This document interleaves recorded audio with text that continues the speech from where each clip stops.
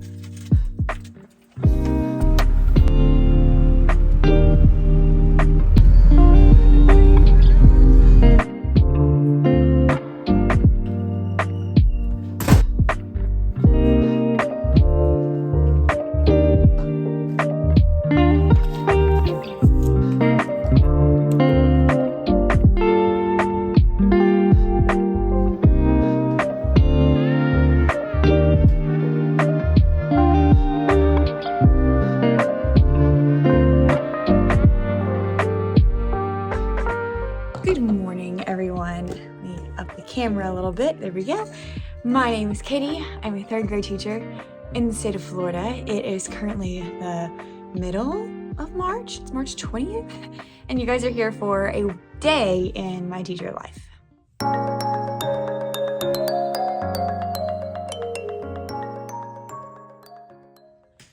All right, we're back. It's the week after spring break. It is a Wednesday. Monday we had a teacher work day. Tuesday was yesterday. I don't really want to talk about Tuesday.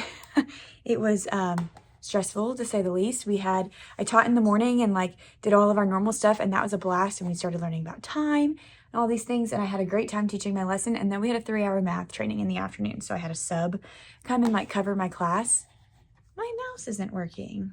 I'm having some technology issues. So I had a sub come and cover my class, and I think all went well there, but I was in a 3-hour math meeting followed by a parent conference followed by a faculty meeting, and then I was here till like 6 p.m. because I really wanted to grade all the papers that they did with the sub because I wanted to put those in for grades. They would review things and I went over the directions with them beforehand, so it's just independent practice on perimeter and area, which we did before the break, and we were like iffy on, even though I've been teaching it since January.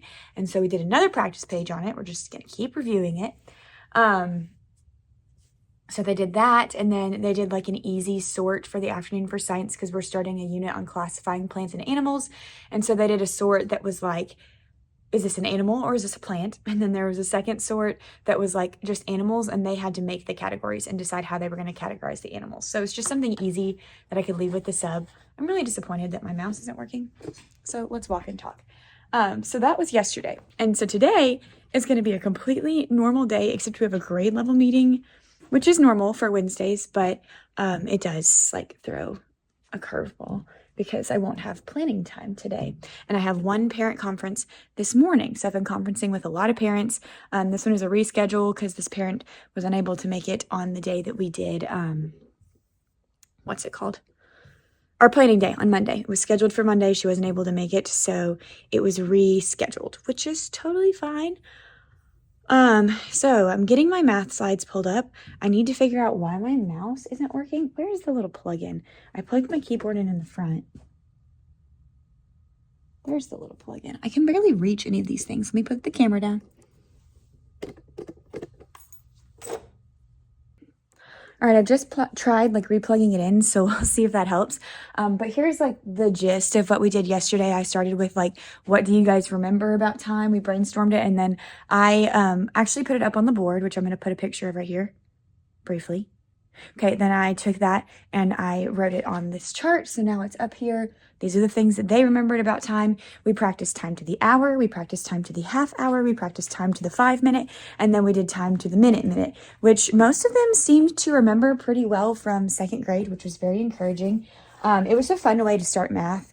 And I used dry erase clocks. Let me show you. All right, so I don't have a set here of all of like the little yellow clocks. So I just printed off a clock and we used dry erase sleeves. And I think this worked fantastic. Now with like littles, when I taught first grade, I would use the hands on the clock, like the little yellow ones with the hands that they had to move.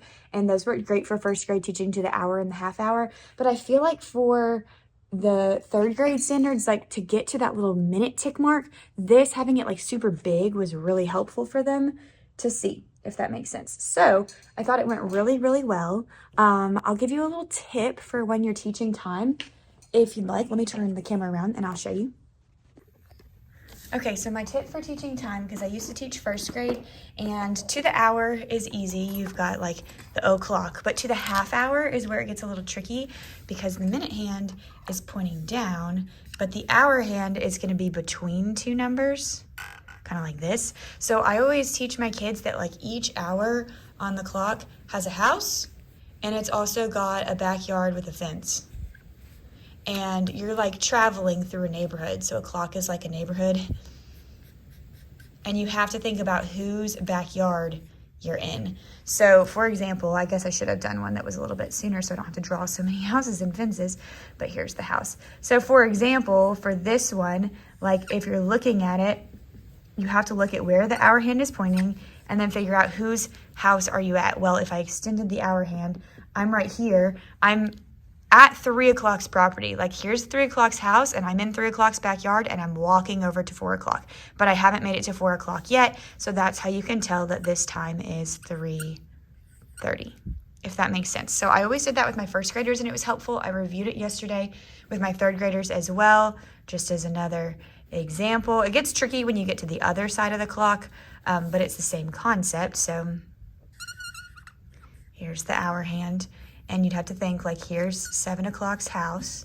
This is all 7 o'clock's yard with the little picket fence. And so if you're right here, you're still at 7 o'clock's house. Sorry, that was really hard for me to draw because I'm looking through the camera. And you have not made it over to 8 o'clock's house yet. So that's like my tip if they're getting confused with the hour hand. Like you have to look and see whose house or whose backyard are you in. So today we will be continuing that conversation and still practicing time to the minute in math, but we're also introducing AM and PM. And so that won't be too hard. Like once we go over it and I have some slides and stuff to teach it, after we've gone over it, I think it'll be like okay, we've got it, and we just practice it. So I'm hoping we get more practice on the clocks today and more practice with writing the time with words, because they need to be able to say like 7:30 or 7:45 or 10 minutes after 5. And we started that yesterday, but honestly, I started from like the ground level and built up with clocks. So I was like, I don't know if they know how to do time to the hour. I don't know if they know how to do it to the half hour. We did the little show what you know, so I could see, like after I graded that, I could see like most of them have got it. And the ones who didn't, I have my handy dandy intervention binder. I've already gone through and graded the show what you knows, and just from my observations yesterday, I made a list of, I think I've got 7 kiddos on this list right now that I'm like, I need them to do some extra practice with hour and half hour just to solidify it. Like maybe they missed 1, maybe they missed 2, or maybe they just missed. And so I've already gotten like copies, and I have these in my cabinet from when I taught first grade, from like a magazine that a coworker had. It's just practicing time on the clock, circle the correct time, match the correct time, and it's hour and half hour. So I think that'll be good practice. I'm going to plan on pulling those small groups today during math just to get some reinforcement with that, to get us on a good start for math. For reading, I did not teach reading yesterday because I had the sub. Let me put this over here. Can we have a moment of appreciation for my binders though? Cute, right? The spine, cute, right? And it matches my sub binder. Cute, right? The spines. See that? I could keep them like that and then they wouldn't fall as often, but I kind of like having them standing up so you can see the spines. It's just so nice and organized. Okay, so for reading this week, we're doing Central Idea, and what's a bummer for this is I had this lovely graphic organizer that I need front and back, and as you saw, I went up to the copier because I was like, I'll do copies before I start my vlog, and there was a paper jam. And so I might have to get this copied like real quick during my planning before we have our grade level meeting. I'm gonna have to go really fast, but I need it for today because we're reading our like mentor text today, which is Counting on Catherine. It's a biography. We're still reading biographies like we were before the break. So if you were watching my vlogs before spring break, it's still biographies, but we're working on the central idea. So like, what's the main idea of the biography and what are some supporting details? And so this is the graphic organizer that we used back when we did this in the fall when we read Patterns in Nature, and we read something else too. I can't remember. We read like a nonfiction text about jellyfish, and then we read Patterns in Nature and filled these out. And so I want to use the same graphic organizer, show them it's the same thing. We're practicing it again. I just need it front and back because I want to do Counting on Catherine on one side and then our weekly text, which will be a Frederick Douglass biography from our textbook on the other side. So hopefully I'll be able to get that copied real quick before our planning meeting because there was a jam in the copier. And that rarely happens because there's a note that says like, don't leave the copier jammed. So that's what we're doing in reading. I'll probably be able to check in at the very end of the day because I got to get my stuff out for my parent conference that I'm about to have in like 25 minutes, hopefully. So I'm going to get like my papers out and get ready for that. They've been going well. I've been walking parents through like their FAST data report for their kids, which the student detailed report for the FAST, if you teach in Florida, gives so much good information. And I have been sharing, like, I'm not sharing this because I think your child is just this test score and I'm trying to get them to this test range. But I think this report shows you where they were in December and gives a very good holistic picture of 3rd grade. So pretty sure this conference this morning is about math. Just math, so hopefully it won't be too long because then I got to get ready for the day. I never did check to see if my mouse is working again, and it's not. I moved it to a different place. It's kind of weird. I mean, you saw my vlog before spring break. I was struggling with the keyboard, and now I'm struggling with the mouse. Womp womp. Oh well, I wonder if it needs new batteries, but I don't have any. But it's still like lighting up when I click, so I don't think it needs new batteries. I don't think the batteries are the issue. All right, let me get my stuff up and running, and I'll check in with you guys later. It's good to be back on the vlog.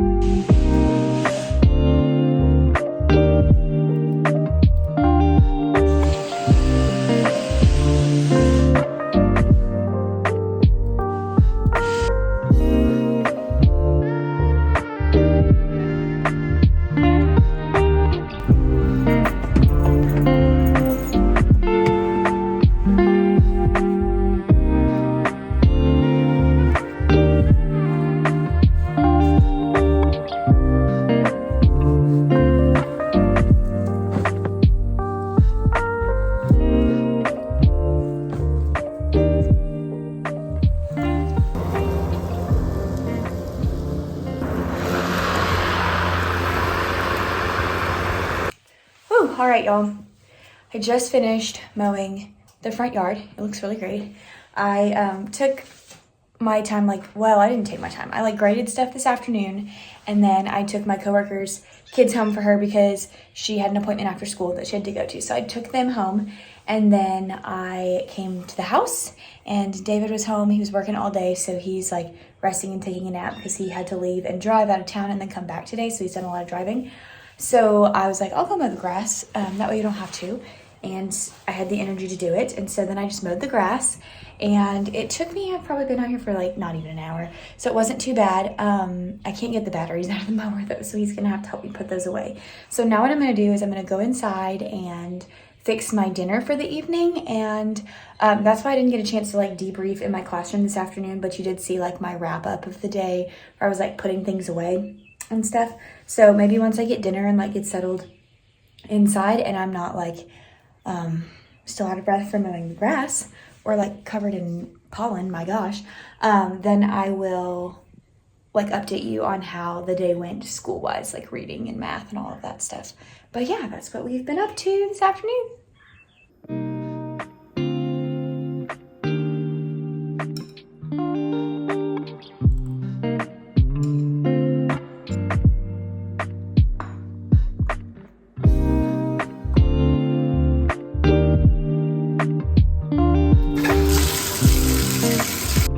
Okay, so I am back in my pajamas.